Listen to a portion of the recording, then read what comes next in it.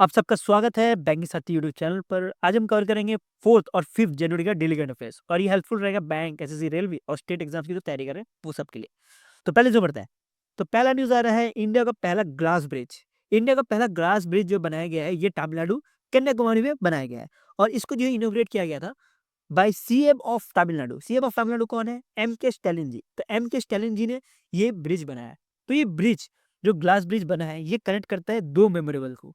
एक मेमोरेबल है आपका विवेकानंद रॉक मेमोरेबल और दूसरा मेमोरेबल है 133 फुट लंबा, ये देख रहे हैं 133 फुट लंबा थिरुवेलवर स्टैचू। अगर प्रोनाउंसिएशन रॉन्ग हो रही तो माफ करना।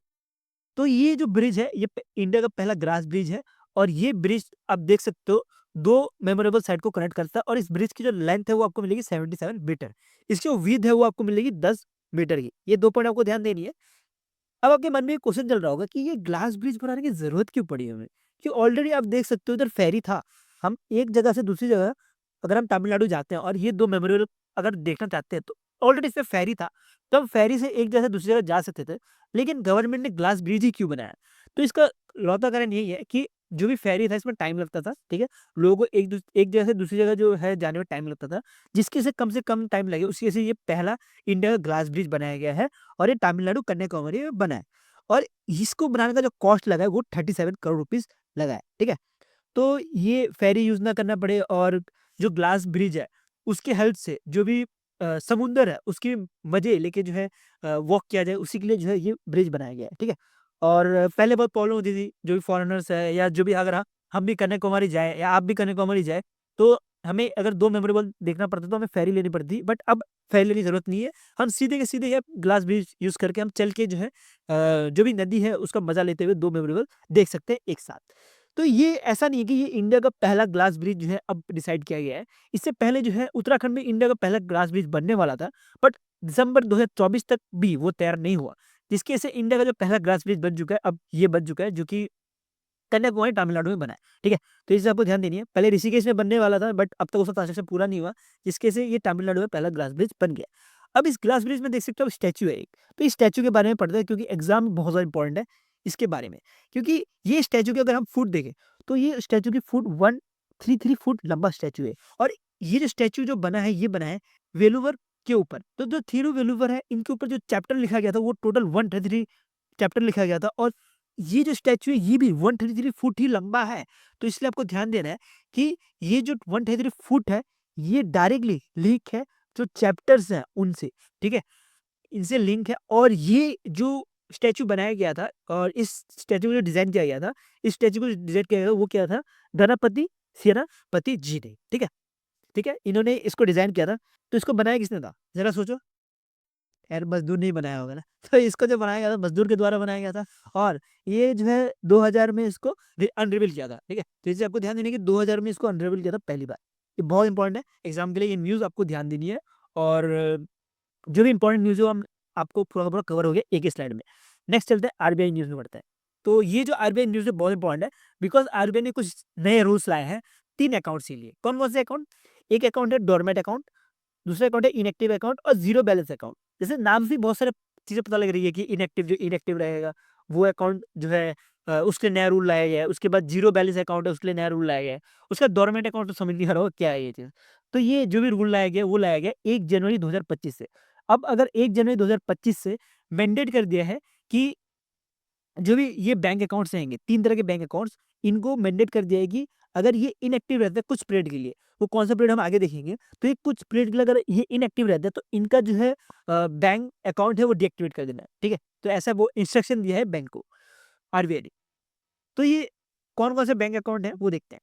अब मान लीजिए आपके पास बैंक अकाउंट है और आपने जो है 2 साल तक इनएक्टिवेट रहे, आपने बैंक अकाउंट यूज़ ही नहीं किया, आप भूल गए बैंक अकाउंट अकाउंट खोला और भूल गए यार हमारे पास अकाउंट है कि नहीं। आपने 2 साल तक अगर अकाउंट अगर आपने बंद कर दिया, तो उस केस में आपका अकाउंट जो बन जाएगा वो सेविंग अकाउंट नहीं रह जाएगा, ठीक है? वो अकाउंट बन जाएगा आपका डोरमेंट अकाउंट, ठीक है? तो सेविंग अकाउंट से आपका बन जाएगा डोरमेंट अकाउंट और अगर आपको इस डोरमेंट अकाउंट को वापस से एक्टिवेट करना है, तो आपको बैंक में जाके विज़िट करना पड़ेगा, आपको एक एप्लीकेशन देना पड़ेगा, उसके बाद आपका जो भी डोरमेंट अकाउंट है वो रीएक्टिवेट हो जाएगा और आपका वापस से एक सेविंग अकाउंट बन जाएगा।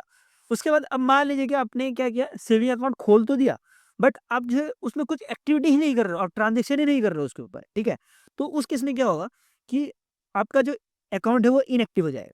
अब ट्रांजेक्शन कब तक नहीं करोगे? अब मान लीजिए 12 महीने से ज़्यादा आपने कुछ ट्रांजेक्शन नहीं किए, मतलब 1 साल से ज़्यादा आपने कुछ ट्रांजेक्शन किए ही नहीं उसमें, तो आपका जो है अकाउंट है वो सेविंग अकाउंट से इनएक्टिवेट अकाउंट बन जाएगा। तो इसके लिए आपको क्या करना पड़ेगा?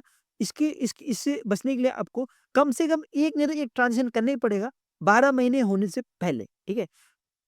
तो ये कहना है आरबीआई का दूसरा रूल। और तीसरा जो है रूल लगाया है वो लगाया है ज़ीरो बैलेंस अकाउंट के ऊपर। अब मान लीजिए कि आपके पास 2 बैंक अकाउंट है। एक है आपके पास एसबीआई में, ठीक है? और एक है आपके पास आईसीआईसीआई बैंक में। 2 अकाउंट है और आपने क्या किया कि अगर मैं एक अकाउंट में पैसा डालता हूँ, दूसरे अकाउंट को मुझे मैनेज करने की ज़रूरत क्या है? तो आपने क्या किया कि आईसीआईसीआई बैंक में जितना भी पैसा था आपने निकाल के कहाँ डाल दिया? वो सारा का सारा पैसा डाल दिया आपने एसबीआई में और आईसीआईसीआई बैंक में कर दिया आपने ज़ीरो बैलेंस सेविंग अकाउंट। तो वो जो है ज़ीरो बैलेंस सेविंग अकाउंट अगर बहुत टाइम से ज़ीरो बैलेंस में ही पड़ा हुआ है, उस केस में वो बन जाएगा ज़ीरो बैलेंस अकाउंट। और ज़ीरो बैलेंस अकाउंट से बचने के लिए एक ही तरीका है कि आपको वो ज़ीरो से बढ़ा के कुछ ना कुछ पॉजिटिव बैलेंस रखना है, ठीक है? तो इस ये 3 रूल जो है आरबीआई ने लाया है। इसी के साथ एक नया गाइडलाइन भी लॉन्च किया गया है for fixed deposit. Fixed deposit किसके लिए? ये बैंक्स के लिए नहीं लाया गया, ये जो एनबीएफसीज़ है और जो अ, हाउसिंग फाइनेंस कंपनीज़ है उनके लिए लाया गया है कि अगर कोई भी बंदा फिक्स्ड डिपॉज़िट खोलता है एनबीएफसीज़ में या हाउसिंग फाइनेंस कंपनी में, तो उसके लिए प्रीमैच्योर विथड्रॉल कुछ रूल्स रखे हैं। तो हम इस रूल्स को एक-एक करके पढ़ते हैं। तो पहला जो रूल रखा गया वो रखा है स्मॉल डिपॉज़िट पे। स्मॉल डिपॉज़िट का मतलब क्या? कि अगर कोई पर्सन 10,000 तक जो है पूरा का पूरा विथड्रॉल कर सकता है। कितना भी अमाउंट रखा हो उसने ऐसा नहीं है कि मान लीजिए उसने एफडी बनाई कुछ कम की 10,000 की एफडी बनाई, पूरी की पूरी एफडी निकाल दी, वैसा नहीं। अब मान लीजिए उसने 1 लाख की एफडी बनाई, तो 1 लाख की एफडी बनाएगा तो उस केस में वो जो है 10,000 तक जो है पूरा का पूरा फुल विथड्रॉ कर सकता है और वो अगर 3 महीने के अंदर ही करता है तो उसके ऊपर कुछ भी इंटरेस्ट नहीं लगेगा। ऐसा कुछ कहना है आरबीआई का। हम मान लेते हैं कि 20 लाख रुपए उसने एफडी के रखी है। अगर उसको अमाउंट ज़्यादा चाहिए, उसका जो भी पार्शियल विथड्रॉल कर सकता है, ठीक है? फुल विथड्रॉल नहीं कर पाएगा उस केस में। अगर उसने 20 लाख की एफडी कर रखी है, तो उस केस में वो फुल विथड्रॉल नहीं कर पाएगा, बल्कि वो जो है पार्शियल विथड्रॉल कर पाएगा। अब 20 लाख का पार्शियल विथड्रॉल कैसा? 20 लाख का जो है वो 50% ही जो है पैसा पार्शियल विथड्रॉल कर पाएगा। अब 20 लाख का 50% कितना हुआ? 20 लाख का 50% हो गया 10 लाख रुपए। तो 10 लाख रुपए विथड्रॉल कर पाएगा। ऐसा कुछ कहना नहीं है आरबीआई का। आरबीआई का कहना है कि आप 10 लाख भी नहीं, अगर आप कम अमाउंट है, मान लीजिए कि आपके अकाउंट में 5 लाख रुपए है, तो 5 लाख रुपए होंगे तो आप उसका 50% करोगे तो कुछ 2.5 लाख जो है आप पैसे निकाल सकते हो, ठीक है? पार्शियल विथड्रॉल कर सकते हो। लेकिन आप 20 लाख रुपए अगर जमा कर रहे हो, तो उस केस में आप 10 लाख नहीं बल्कि आप 5 लाख रुपए ही विथड्रॉल कर सकते हो। मतलब या तो 50% विथड्रॉल कर लो या तो जो मिनिमम अमाउंट है 5 लाख रुपए वो विथड्रॉल कर लो 3 महीने के अंदर ही विदाउट एनी इंटरेस्ट। ऐसा कुछ कहना है आरबीआई का। नेक्स्ट आरबीआई का ये कहना है कि अगर मान लीजिए कि क्रिटिकल कोई इलनेस हो गया, अब मान लीजिए किसी पर्सन को कैंसर हो गया या किसी किसी का एक्सीडेंट हो गया, तो उस केस में वो जो है फुल विथड्रॉल कर सकता है, जो भी प्रिंसिपल है वो फुल विथड्रॉल कर सकता है विदाउट एनी इंटरेस्ट, ठीक है? तो ऐसा नहीं है कि 20 लाख रुपए पड़े हैं अकाउंट एफडी में, तो वो पूरा का पूरा 20 लाख रुपए निकाल सकता है, अगर उसको कुछ क्रिटिकल इलनेस हो गई, ठीक है? तो उसके लिए जो है लार्जर डिपॉजिट वाला जो रूल है वो नहीं लगेगा। इसके साथ ही बोला गया है, जो भी एनबीएफसीज़ हैं या फिर जो भी हाउसिंग फाइनेंस कंपनीज़ हैं इनको कि कभी-कभी जो भी एफडी है वो मैच्योर होने वाला होगा, तो उससे पहले ही नोटिफ़ाई करना पड़ेगा जो भी पर्सन की एफडी है उसको 2 हफ्ते पहले ही, ठीक है? कि उसका जो है एफडी मैच्योर होने वाला है ये बताना पड़ेगा। जो भी एनबीएफसी है, हाउसिंग फाइनेंस कंपनीज़ हैं इनको, ठीक है? तो ये 2 चीज़ें जो कि ये 4 चीज़ें हैं जो कि आरबीआई ने बोला है, जो भी एनबीएफसीज़ है और हाउसिंग फाइनेंस कंपनी को है कि इनको जो है रिवाइज़ करना पड़ेगा जो भी प्री मैच्योर विथड्रॉल है रूल फॉर एफडी उसके लिए, ठीक है? तो ये न्यूज़ हो गया हमारा आरबीआई का जो भी नए रूल्स थे, doormat account, inactive account, zero balance account और उसके साथ जो एफडी है फॉर एनबीएफसीज़ और जो हाउसिंग फाइनेंस कंपनीज़ हैं इनके लिए। क्योंकि ये टोटल जो है बहुत सारे न्यूज़ है इसमें। टोटल मैं जब पढ़ रहा था तो 2 पेज का न्यूज़ बना था। 2 पेज का जो है न्यूज़पेपर में था लेकिन मैंने इसको कंसाइज़ करके आपके लिए इतने में लेकर आ गया हूँ। नेक्स्ट चलते हैं। नेक्स्ट न्यूज़ भी बहुत इंपॉर्टेंट है, ये भी आरबीआई की तरफ से आ रहा है कि आरबीआई ने इंट्रोड्यूस किया है एक नया फ्रेमवर्क जिसके अंतर्गत बोला गया है कि अब जो लोग हैं वो फुल केवाईसी कर पाएँगे ऑफ प्रीपेड पेमेंट इंस्ट्रूमेंट और ये कर पाएँगे थर्ड पार्टी ऐप्स को यूज़ करते हुए। थर्ड पार्टी यूपीआई ऐप्स कौन-कौन से होते हैं? जैसे कि फ़ोन पे हो गया, गूगल पे हो गया और पेटीएम हो गया। तो ये सब ऐप्स यूज़ करके भी जो है फुल केवाईसी कर सकते हैं। अब आपके मन में क्वेश्चन चल रहा होगा कि ये फुल केवाईसी क्या होता है? हमने केवाईसी पढ़ा था, ये फुल केवाईसी कभी नहीं पढ़ा। तो फुल केवाईसी के बारे में समझते हैं। केवाईसी जो है 3 तरह के होते हैं। एक होता है मिनिमम केवाईसी, एक होता है लिमिटेड केवाईसी, एक होता है फुल केवाईसी। जब मिनिमम केवाईसी रहता है उसके अंतर्गत आप सेल्फ डिक्लेरेशन दे दोगे तब भी चल जाता है, ठीक है? आपने सेल्फ डिक्लेरेशन लिख के दे दिया और उसके बेस में आपका जो है अकाउंट टेम्परेरी अकाउंट बन जाता है कुछ टाइम के लिए और उसके बाद आपका डीएक्टिवेट भी हो जाता है वो अकाउंट, तो उसको बोला जाता है मिनिमम केवाईसी। एक होता है लिमिटेड केवाईसी, लिमिटेड केवाईसी के अंतर्गत आपका जो नॉर्मली जो आपका डॉक्यूमेंट मांगा जाता है, क्या-क्या मांगा जाता है? आधार कार्ड, पैन कार्ड या ड्राइविंग लाइसेंस ये सब मांगा जाता है। इसके अलावा भी अगर आप मान लीजिए कि कॉलेज आईडी देना चाहते हो तो आप वो भी दे सकते हो लिमिटेड केवाईसी के अंतर्गत, ठीक है? या आधार कार्ड देना है, आधार कार्ड भी दे सकते हो, लेकिन आपका सिर्फ प्रूफ चाहिए, आपका एड्रेस प्रूफ नहीं चाहिए, सिर्फ आपका एक प्रूफ चाहिए कि आप वो पर्सन हो, बस उतना ही प्रूफ चाहिए, तो उसके बेस में आपको लिमिट केवाईसी मिल जाती है, जिसके अंतर्गत आप स्मॉल ट्रांज़ैक्शन कर पाते हो, ठीक है? अगर वो लिमिट केवाईसी का एग्ज़ाम्पल है, तो आपने अगर थोड़े थोड़े टाइम पहले ही अगर पेमेंट करते थे आप पेटीएम से, तो आपको बहुत बोला जाता है कि केवाईसी करवा लो भाई, केवाईसी करवा लो। तो ये चीज़ पेटीएम के थ्रू बोला जाता था, वो बोला जाता है कि आप जो है लिमिट केवाईसी करवाओ। लिमिट केवाईसी करवाओगे तो आप पेटीएम का क्या यूज़ कर पाओगे, पेटीएम का जो है वॉलेट यूज़ कर पाओगे। लिमिट केवाईसी के थ्रू आप पेटीएम का वॉलेट यूज़ कर पाओगे। लेकिन ये लिमिट केवाईसी होने की वजह से आपके वॉलेट में जो है रिस्ट्रिक्शन थी कि आप इतने पेमेंट कर सकते हो, ठीक है? पहले बहुत ज़्यादा कम लिमिट थी और अब बढ़ा-बढ़ा के तो बहुत ज़्यादा कर दिया है। मुझे एग्ज़ैक्ट याद नहीं है अभी कितना कर दिया है, पर बहुत ज़्यादा लिमिट कर दिया है। ठीक है? तो पेटीएम में ये एक रूल था। अब आपके मन में एक और क्वेश्चन चलना चाहिए, ठीक है? चलना चाहिए मेरे ख्याल से कि गूगल पे भी तो है, जो कि हम यूज़ करते हैं, लेकिन इधर तो कोई केवाईसी नहीं माँगी जाती। ये गूगल पे में केवाईसी इसलिए नहीं माँगी जाती और स्टार्टिंग से जब भी गूगल पे लॉन्च हुआ है, तब से आपको कभी भी इसके ऊपर केवाईसी नहीं माँगी जाती क्योंकि गूगल पे जो है, कभी भी अपना खुद का वॉलेट लॉन्च नहीं करता, ठीक है? गूगल पे के पास खुद का वॉलेट नहीं है। गूगल पे जो है खुद का यूपीआई यूज़ नहीं करता। वो क्या करता है, as a third party UPI की तरह ही काम करता है और वो जो है सीधा का सीधा लिंक कर देता है आपको बैंक के साथ, ठीक है? जो भी बैंक है उसके साथ सर्वर के साथ लिंक कर देता है, जिसके लिए बैंक ने आपका ऑलरेडी केवाईसी किया होता है, तो गूगल को वापस से केवाईसी करने की ज़रूरत नहीं पड़ती, ठीक है? अगर गूगल पे ने भी कभी फ्यूचर में वॉलेट लेके आ गया, तो उस केस में गूगल पे को भी केवाईसी करवाना पड़ेगा। और अब बात करते हैं फुल केवाईसी की, तो फुल केवाईसी में क्या रहता है कि आपका आधार कार्ड चाहिए होता है, उसके साथ आपका जो है एड्रेस प्रूफ चाहिए होता है, उसके साथ आपका जो पासपोर्ट का ज़ेरॉक्स चाहिए होता है, बहुत सारे डॉक्यूमेंट चाहिए होता है, ऑफिशियल डॉक्यूमेंट जो है चाहिए होता है, तो उसको बोला जाता है फुल केवाईसी, ठीक है? तो ये प्रीपेड पेमेंट इंस्ट्रूमेंट जो है इसके बारे में थोड़ा कुछ पढ़ते हैं। तो प्रीपेड पेमेंट इंस्ट्रूमेंट जो है आरबीआई का एक एक्ट आया था, प्रीपेड पेमेंट इंस्ट्रूमेंट 2005 का।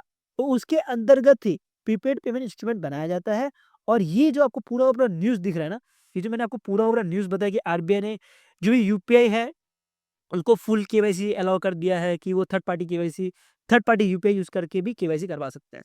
तो ये जो है ऐसा नहीं है कि अचानक से ही आरबीआई ने बोला कि ये करना है और कर दो, ऐसा नहीं है। आरबीआई ने क्या किया कि आरबीआई ने इसके ऊपर ऑलरेडी एक statement on development and regulatory policy on 5 अप्रैल 2024 में ही एक स्टेटमेंट दिया था। उसके बेसिस पे ही अब ये रूल आ रहा है, ठीक है? ये 2025 में ऐसा नहीं कि अचानक से आरबीआई ने रूल दे दिया। ये ऑलरेडी अप्रैल 5 2024 में ही इसके बारे में बताया था और अब जो है इसके ऊपर रूल आ गया है, ठीक है? तो अब क्या होगा?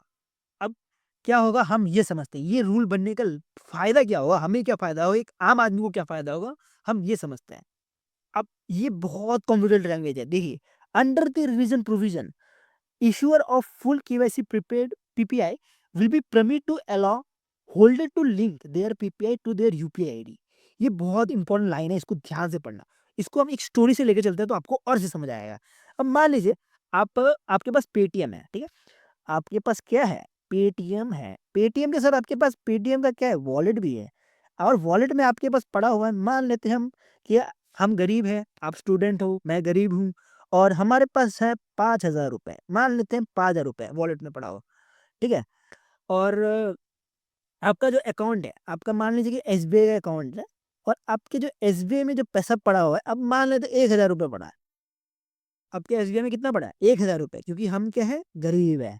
तो हमारे पास कितना है? ₹1000 है और आपने क्या किया? आपको एक तो शर्ट पसंद आ गई, ठीक है? आप एक शॉप में गए और आपको शर्ट पसंद आ गई और उस शर्ट का जो प्राइस है ₹2000। हम गरीब हैं, लेकिन हमने सोचा यार एक दिन शर्ट खरीद लेते हैं ₹2000 का। आपने सोचा कि 2000 का शर्ट खरीद लेते हैं और आपको पेमेंट करने का ऑप्शन दिया गया, ठीक है? यूपीआई पेमेंट का ऑप्शन था उसमें, लेकिन आपके पास आप शॉप में थे, जिसकी वजह से आपके पास जो है पेटीएम वॉलेट का ऑप्शन नहीं था। तो आपके पास यूपीआई का ऑप्शन तो था, लेकिन आप जो है यूपीआई यूज़ नहीं कर सकते। क्यों नहीं यूज़ कर सकते? क्योंकि आपके पास एसबीआई में तो ₹1000 ही है, तो आप कैसे पेमेंट करोगे ₹2000? ठीक है? तो आप जो है पेमेंट नहीं कर पाओगे। लेकिन आपके पास 5,000 रुपए वॉलेट में पड़ा हुआ है, आप इसको भी तो यूज़ कर सकते थे, लेकिन आप यूज़ नहीं कर पाओगे क्योंकि जो वॉलेट होता है उसमें आप जो भी ऑनलाइन ट्रांज़ैक्शन है वो ही उसके लिए यूज़ कर सकते हो, लेकिन आप यूपीआई क्यूआर कोड के थ्रू, वॉलेट से थ्रू पेमेंट नहीं कर सकते। तो इसी का जो है सॉल्यूशन जो है आरबीआई ने लाया है। तो इसके अंतर्गत बोला गया है कि अब जो है वॉलेट भी लिंक होगा यूपीआई से, और अगर यूपीआई का क्यूआर कोड है उसको स्कैन करते हुए अगर आपको अब 2,000 का सामान खरीदना हो तो आप वो 5,000 भी यूज़ कर सकते हो जो वॉलेट में पड़ा हुआ है, ठीक है? इनडायरेक्टली बोलने का मतलब यही है कि अगर पेटीएम है, पेटीएम के पास या अमेज़न पे है, अमेज़न पे या पेटीएम के पास अगर वॉलेट है, तो वो वॉलेट जो है वो लिंक होगा आपके यूपीआई आईडी के साथ, जिसकी वजह से अगर आप पेमेंट करोगे तो आप वॉलेट के थ्रू भी पेमेंट कर सकते हो। ऐसा कुछ कहना है आरबीआई का, ठीक है? तो अब नेक्स्ट स्लाइड में इसको और डिटेल में समझने के लिए मैं आपको दे दिया हूँ ये पूरा का पूरा जो भी आरबीआई का मास्टर डायरेक्शन था इसके अंतर्गत, और आप यहाँ से वो सब कुछ पढ़ सकते हो कि पहले क्या रूल था और अब क्या रूल था। मैं आपको तभी थोड़ा बहुत समझा देता हूँ मोटा-मोटा। तो इसके अंतर्गत बोला गया था कि जो भी पीपीआई होल्डर है, पहले क्या था कि वो अपना खुद का ही पीपीआई इंश्योर यूज़ कर पाते थे, और जो भी वॉलेट है वो लिंक कर पाते थे, ठीक है? अब पेटीएम है, पेटीएम वॉलेट जो है आप अगर मेट्रो कार्ड यूज़ कर पा रहे हो, अगर पेटीएम के अंतर्गत मेट्रो है जैसे कि आपको पता होगा फास्टैग है, तो उस केस में आप वॉलेट यूज़ कर सकते हो। बाकी आप ऐसा नहीं है कि आपको फ्लिपकार्ट का सामान खरीदना है, आपने वॉलेट यूज़ कर दिया, या आपको कोई शॉप में गए और आपने शॉप में जाके जो है यूपीआई स्कैन किया और अपने वॉलेट से पैसा पे किया, ऐसा नहीं होता था। आपके अंदर जो जो भी ऐप है उसके अंदर जो फैसिलिटी है उसी के लिए जो है आप वॉलेट यूज़ कर पाते थे। लेकिन अब ऐसा नहीं है।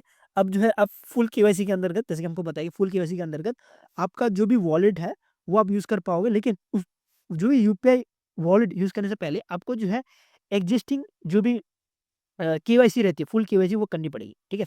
फुल केवाईसी करने के बाद ही आप इसको यूज़ कर सकते हो, ठीक है?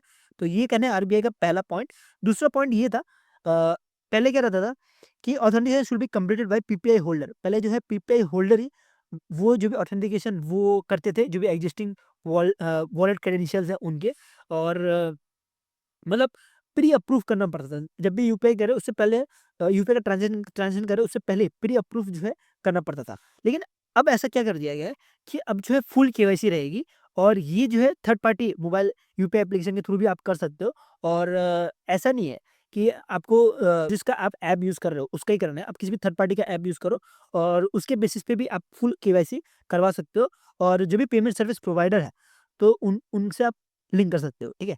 अब पेमेंट सर्विस प्रोवाइडर कौन होते हैं? पेमेंट सर्विस प्रोवाइडर जो है जैसे गूगल पे ये सभी है, ये थर्ड पार्टी प्रोवाइडर्स रहते हैं जो कि बैंक और कस्टमर के बीच में आके मिडऑटर बनते हुए पेमेंट पूरा का पूरा कंप्लीट करते हैं, ठीक है? तो ये था आरबीआई का न्यूज़। आई थिंक थोड़ा ज़्यादा मैंने एक्सप्लेन कर दिया, बट बहुत मैंने आपको अच्छे एक्सप्लेन किया है, और अभी तक नहीं, आप एग्ज़ाम तक नहीं बल्कि आपको ज़िंदगी भर ये चीज़ याद रहेगी। नेक्स्ट न्यूज़ बढ़ता है।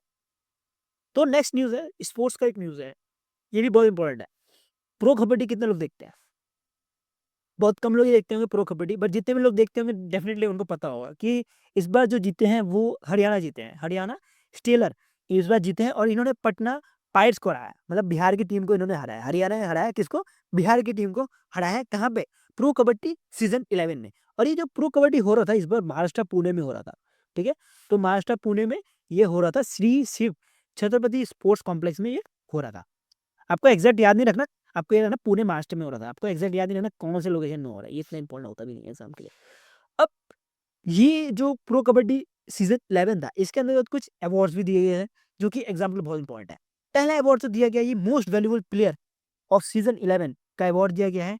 ये हरियाणा को ही दिया गया है, और ये दिया गया है for exceptional performance in this season. बहुत अच्छा परफॉर्मेंस करने की वजह से दिया गया है। उसका बेस्ट डिफेंडर ये भी सेम पर्सन को ही मिला है, और ये मिला है कि इनकी जो डिफेंस स्किल है उसकी वजह से।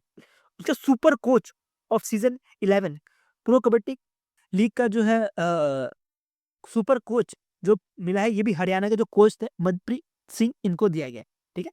तो best coach of the season का ये इनको अवार्ड दिया गया है। तो ये 3 अवार्ड बहुत इंपॉर्टेंट है, और तीनों के तीनों अवार्ड अगर आप ध्यान से देखो तो हरियाणा को ही दिया गया है। तो ये एग्ज़ाम के लिए बहुत इंपॉर्टेंट है।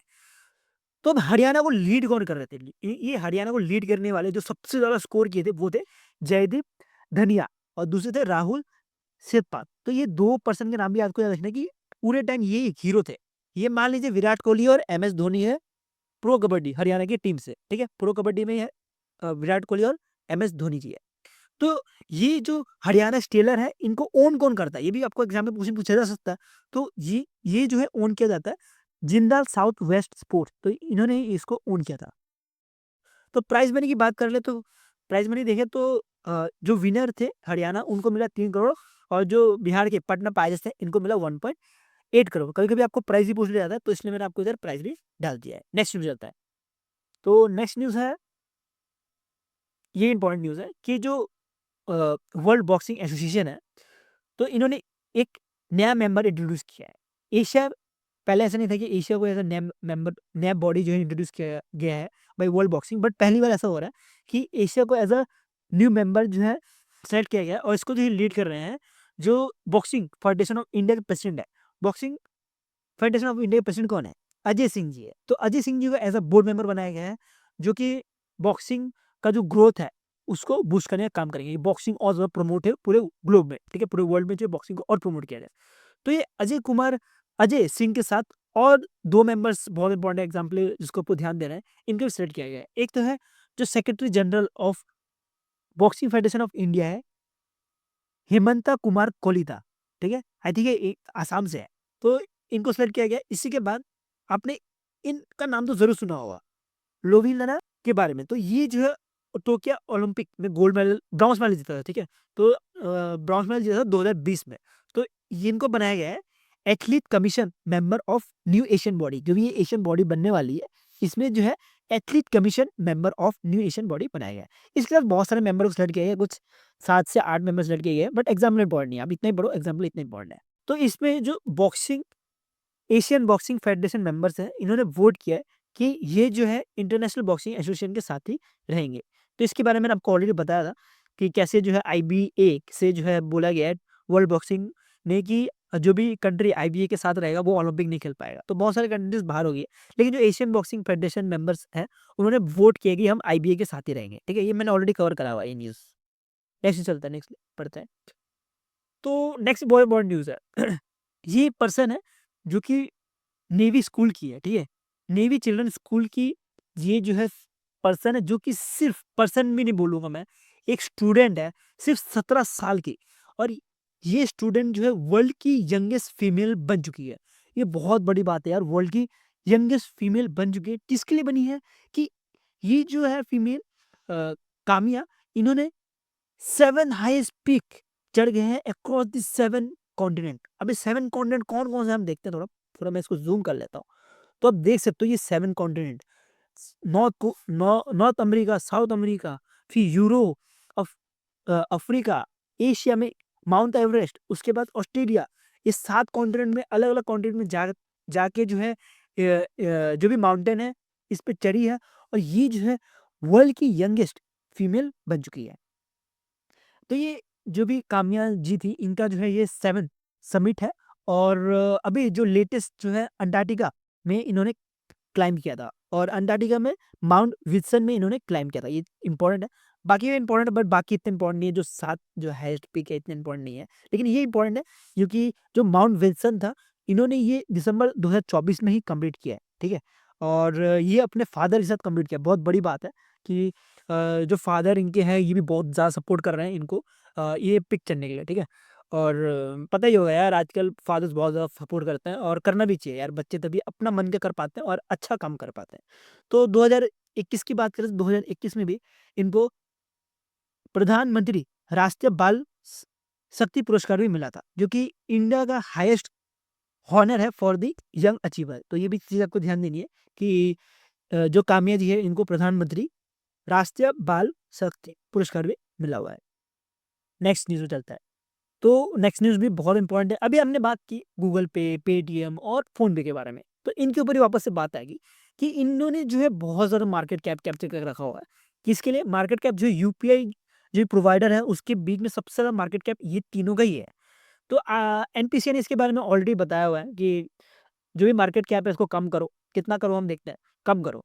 तो उसके ऊपर एनपीसीआई ने एक्सटेंड कर दिया और इसका डेडलाइन।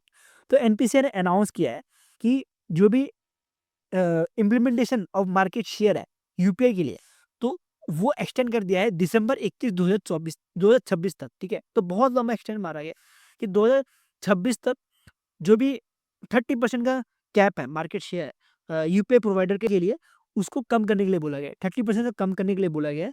और इनिशियली ये नवंबर 2020 में रखा गया था, फिर इसको 2022 में एक्सटेंड किया गया, फिर 31 दिसंबर 2024 में एक्सटेंड किया गया, पर अभी भी जो है इसका काम नहीं चल पा रहा है, जिसकी वजह से अब जो है इसको और ज़्यादा एक्सटेंड कर दिया 31 दिसंबर 2025 तक।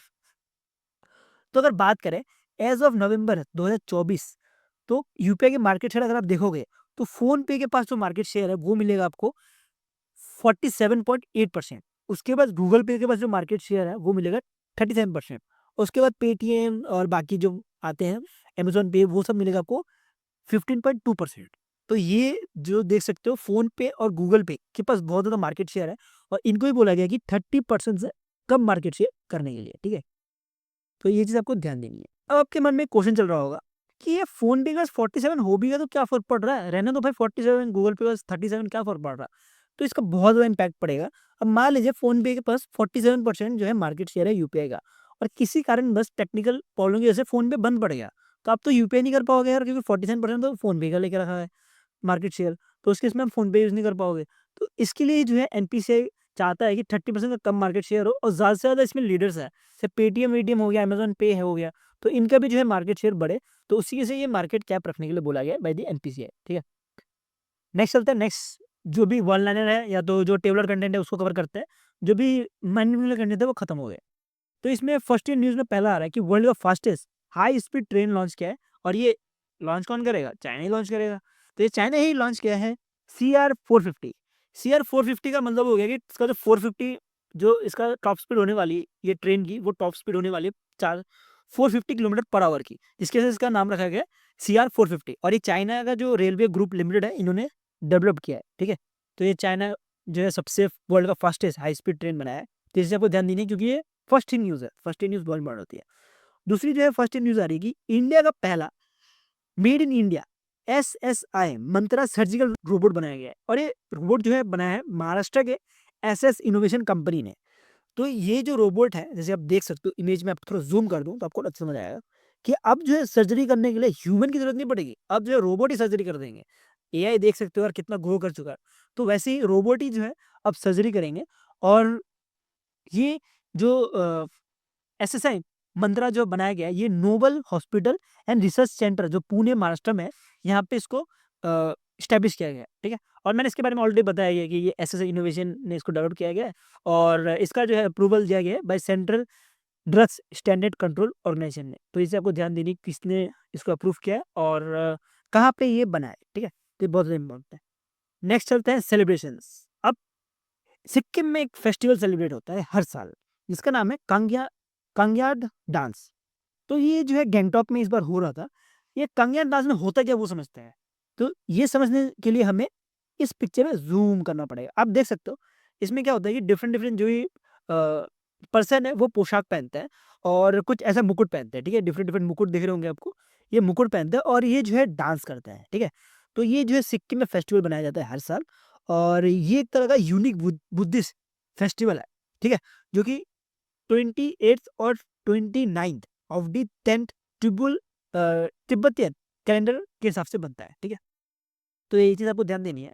तो ये जो अवार्ड है इसके अंतर्गत कुछ 8 जो है कांगियात सेलेक्ट किया जाता है और उनको दिया जाता है, ठीक है। और ये कुछ मॉनेस्ट्री है, आप देख सकते हो ये 3 मॉनेस्ट्री है, यहाँ पे ये किया जाता है।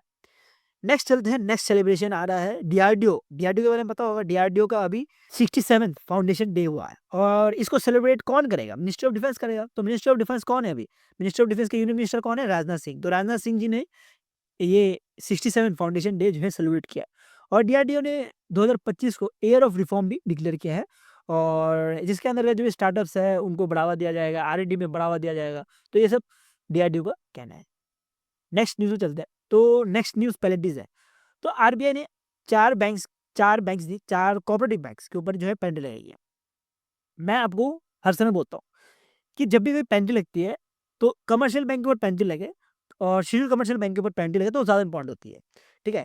और कुछ अगर इंपॉर्टेंट अगर जैसे पीपीआई पेमेंट बैंक्स होते हैं तो वो इंपॉर्टेंट हो जाते हैं, बट जब भी कोई कोऑपरेटिव बैंक पर लगती है ना तो इतना इंपॉर्टेंट नहीं होता है एग्जाम पॉइंट ऑफ व्यू से, बट हमें पढ़ना ज़रूरी है बिकॉज एग्जामिनर कैसे भी क्वेश्चन पूछ सकता है।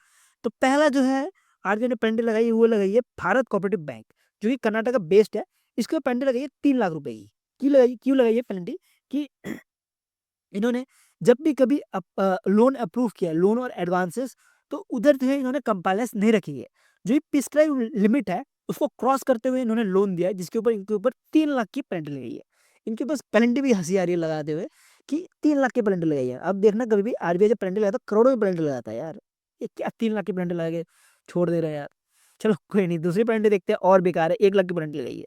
ये लगाई है स्वामी विवेकानंद सरकारी बैंक नियमित। तो ये इन्होंने के ऊपर जो लगाई है वो 1 लाख की लगाई है कि इन्होंने नॉन कंप्लायंस दिखाई है कि जो भी केवाईसी है या केवाईसी रिक्वायरमेंट्स है उनको पूरा नहीं किया, जिसकी वजह से लगाई है। ठीक है, नेक्स्ट जो है वो देख सकते हो, नेक्स्ट भी 1 लाख रुपए की पेनल्टी लगाई है कि इनके ऊपर जो भी एनपी है वो बहुत ज़्यादा बढ़ गया, जिसकी वजह से उनके ऊपर लगाई है। नेक्स्ट महिला कोऑपरेटिव बैंक है, इनके ऊपर 50,000 रुपए की पेनल्टी लगाई है और इनके ऊपर भी लगेगी, इन्होंने केवाईसी अच्छे से नहीं किया। अब देखना कभी भी जब भी आरबीआई पेनल्टी लगाता है ज़्यादा से ज़्यादा केवाईसी के ऊपर ही लगाता है।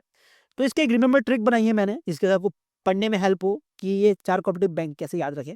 तो इसके लिए आपको रखना है भारत स्वामी इंस्पायर भाषा व मांझी मंत्रा। तो इससे आपको याद रखना, भारत से भारत कोऑपरेटिव बैंक, स्वामी से स्वामी विवेकानंद सरकारी बैंक, फस फसवा से आपको फस फसवरा आपको याद रखना है, ये कोई बैंक है एक।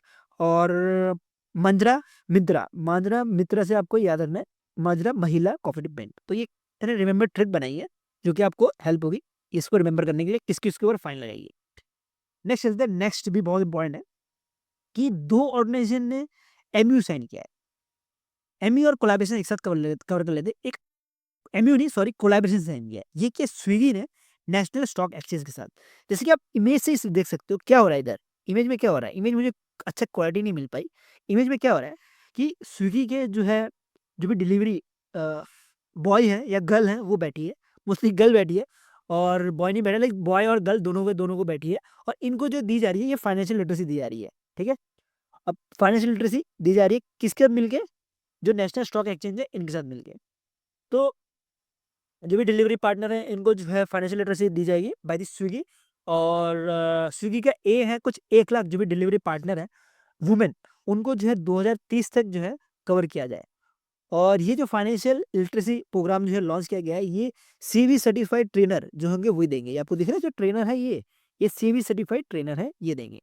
और ये जो स्विगी है इन्होंने लॉन्च किया है सी द चेंज और स्विगी स्किल, इसके अंतर्गत ही इसको लॉन्च किया गया है। ठीक है, तो ये बहुत इंपॉर्टेंट है एग्जाम के लिए। इसमें एक नोट है कि जो अमृता फर्नांडिस है, ठीक है, फर्नांडिस का नाम सुनकर आपको कौन याद आता है, जो महाराष्ट्र के सीएम है वो याद आता है। तो ये महाराष्ट्र के सीएम की वाइफ है। ठीक है, तो ये जो है वाइस प्रेसिडेंट भी है एक्सिस बैंक की, और जो महाराष्ट्र के सीएम की वाइफ है, तो इनको जो है चीफ गेस्ट भी बनाया था इस इवेंट में।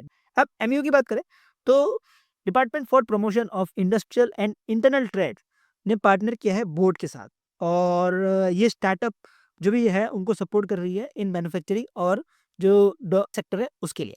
उसके बाद नेशनल ई गवर्नेंस डिवीजन ने पार्टनर किया है इंडियन पोर्ट एसोसिएशन के साथ, और ये दोनों पार्टनर करके जो मरीन टाइम सेक्टर है उधर कैसे हम डिजिटली एडॉप्शन ला पाए उसके लिए ड्राइव लॉन्च किया है। तो ये चीज़ आपको ध्यान देनी है।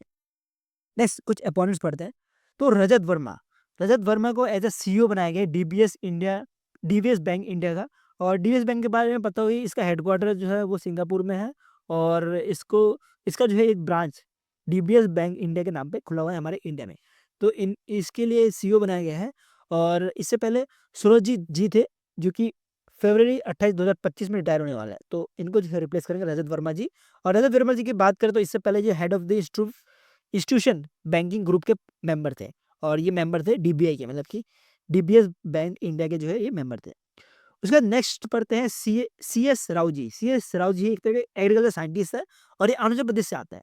तो इनको जो है अपॉइंट किया गया एज अ डायरेक्टर कहाँ पे, इंडियन एग्रीकल्चर रिसर्च इंस्टीट्यूट। जो भी एग्रीकल्चर रिसर्च होता है वो यही इंस्टीट्यूट करती है, और इनका जो इसके लिए जो है डायरेक्टर चॉइस किया गया है सी एस राव जी को। सी एस राव जी जो है ये रिप्लेस करेंगे ए के सिंह को। और सी एस राव जी की बात करें तो ये एज अ डायरेक्टर भी रह चुके हैं national academy of agriculture research management Hyderabad Telangana का। ठीक है, अब आपके मन में क्वेश्चन चल रहा होगा कि क्या ये क्वेश्चन पूछा जा सकता है कि ये कहाँ के पहले सर्व कर चुके हैं, ये क्वेश्चन पूछा जा सकता है। हाँ, डेफिनेटली पूछा जा सकता है, बट चांसेस कम होता है। ठीक है, कुछ-कुछ स्टूडेंट्स होते हैं जो रिमेंबर कर सकते हैं और कुछ-कुछ स्टूडेंट होते हैं जो रिमेंबर नहीं कर सकते हैं। तो अगर आप उन स्टूडेंट्स में आते हो जिसको रिमेंबर नहीं कर सकते हो इतना ज़्यादा डेटा, तो उस केस में आप स्किप कर सकते हो। लेकिन एक बार तो आँख घुमा ही लेना यार, क्योंकि अगर आपने एक बार भी आँख घुमा लिया, तब भी आपको अगर एग्ज़ाम में आ गया ऑप्शन, तो आप ऑप्शन देख के समझ जाओगे ये वाला ऑप्शन है। तो इसलिए एक बार तो आँख घुमा ही लेना, ठीक है? अगर 2023 की बात करें, तो 2023 में ही ये जो है मेंबर बने थे और अब जो है ये डायरेक्टर भी बन गए, ठीक है? नेक्स्ट आता है, नेक्स्ट आ रहा है इंडिया की तरफ से संजीव रंजन जी। तो संजीव रंजन जी जो कि एक तरह के इंडियन फॉरेन सर्विस ऑफिसर है, इनको जो है सेक्रेटरी जनरल बनाया है इंडियन ओशन ड्रीम एसोसिएशन का और ये 3 साल के लिए बनाया है। अब इंडियन ओशन ड्रीम एसोसिएशन का काम क्या होता है कि इंडियन ओशन में जो भी ट्रेड जो भी है वो अच्छे से हो रहा है कि नहीं, कोई झगड़ा-वगड़ा ना करे, ये वो सब देखने का काम होता है। तो इनका जो अप्रूवल किया गया है वो मिनिस्ट्री ऑफ एक्सटर्नल अफेयर्स के थ्रू किया गया है और बाकी तो मैंने आपको यहाँ पे लिख ही दिया है कि इंडियन ड्रीम एसोसिएशन है क्या। 1997 में फॉर्म फॉर्म किया था और इसके अंदर कुछ 23 मेंबर्स है और इनका काम होता है कि इंडियन ओशन में जो है रीजनल इकोनॉमिक कोऑपरेशन रहे, तो इनका ये काम होता है। नेक्स्ट अपॉइंटमेंट चले, तो नेक्स्ट अपॉइंटमेंट है वित्तुल कुमार जी। वित्तुल कुमार जी जो है 1993 बैच के आईपीएस ऑफिसर है। इनको जो है एडिशनल चार्ज दे दिया है सीआरपीएफ का और ये रिप्लेस करेंगे अनीश दयाल सिंह को। अनीश दयाल सिंह जो है रिटायर होने वाले हैं, तो इसके लिए जो है विपुल कुमार जी को एज अ एडिशनल चार्ज बनाया है। इनका अभी परमानेंट नहीं हुआ है, ठीक है? ये एज अ डीजी परमानेंट नहीं बने हैं, ये अब ऐसे ही एडिशनल एज टेम्परेरी टाइम के लिए बने हैं और इनका अप्रूवल किसने किया होगा? इनका अप्रूवल किया होगा मिनिस्ट्री ऑफ होम अफेयर्स, क्योंकि सीआरपीएफ हो, एसएसबी एसएसबी हो, आईटीबीपी हो, बीएसएफ हो, या तो असम राइफल हो, तो ये सबको जो है कंट्रोल करता है मिनिस्ट्री ऑफ होम अफेयर्स। तो जब भी इनका अपॉइंटमेंट होता है या जो भी इनका पोस्टिंग वोस्टिंग सब कुछ जो देखने का काम होता है, ये मिनिस्ट्री ऑफ होम अफेयर्स का ही रहता है और मिनिस्ट्री ऑफ होम अफेयर्स में जो एसएससी के थ्रू जाते हैं, तो वो सब डिसाइड करते हैं, ठीक है? तो हम पॉइंट से बाहर जा रहे हैं, तो इनको जो है प्रेसिडेंट पुलिस मेडल भी मिला था जनवरी 2021 में, तो आपको ये चीज़ ध्यान देनी है। बाकी 2 पॉइंट आप स्किप भी कर सकते हो, कोई इश्यू नहीं, ठीक है? 10 पॉइंट है ये। नेक्स्ट चलता है। नेक्स्ट एक एक्सरसाइज, अब डिफेंस की बात की तो एक एक्सरसाइज भी कवर कर लेते हैं। तो एक एक्सरसाइज आ रहा है जिसका नाम है 18 सूर्य किरण। तो 18 सूर्य किरण जो है इंडिया और नेपाल के बीच में ये हो रहा है और ये नेपाल में ही हो रहा है, ठीक है? ये नेपाल में हो रहा है और इसके अंतर्गत जो आर्मी है, जैसे मिलिट्री एक्सरसाइज है, तो जो भी आर्मी है इंडिया और नेपाल की, ये दोनों जो है अपना स्किल जो है बढ़ाएँगे, ठीक है? तो इंडिया की जो आर्मी है वो नेपाल जाएगी और नेपाल में जाके जो प्रैक्टिस है वो करेगी। तो ये प्रैक्टिस का फ़ायदा क्या होता है? नेपाल की आर्मी इंडिया आती है, इंडिया की आर्मी नेपाल जाती है, तो इसका फ़ायदा क्या होता है? ये समझते हैं। अब इंडिया की आर्मी जब नेपाल जा रही है, तो नेपाल का जो ट्रेन है, जो माउंटेन्स है, वो बहुत ज़्यादा अलग रहेगा इंडिया से और अगर आप उधर उन्होंने ऑलरेडी एनवायरनमेंट या जो माउंटेन है, उधर ऑलरेडी प्रैक्टिस कर ली है, तो कभी भी अगर चाइना अटैक करता है इंडिया के ऊपर या नेपाल के ऊपर, तो इंडिया की आर्मी वहाँ पे जा सकती है। तो इसी की वजह से जब भी मिलिट्री एक्सरसाइज होती है 2 कंट्री के बीच में, तो वो 2 कंट्री के बीच में ऐसा नहीं होता है कि इंडिया में हो रहा है तो इंडिया में ही होते रहेगा। इंडिया में हो रहा है एक बार नेपाल में होगा, इंडिया भूटान हुआ तो एक बार भूटान में होगा, फिर इंडिया में होगा। तो ये ऐसे चलते रहता है। तो ये होने का कारण यही है कि एक तरह प्रैक्टिस होती है कि उनकी एनवायरनमेंट, उनका जो प्रैक्टिस कैसे की जाए, उनका जो जगह है वहाँ पे, तो इसी के लिए ये किया जाता है।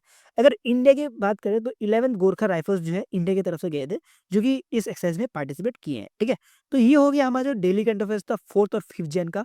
आई नो थोड़ा वीडियो लंबा हो गया, बट हमने इधर जो भी कंटेंट है बहुत डिटेल में पढ़ा है और मैं आपको डेफिनेटली बोल सकता हूँ, आप यहाँ से कंटेंट पढ़ के आप क्वेश्चन लगाओ।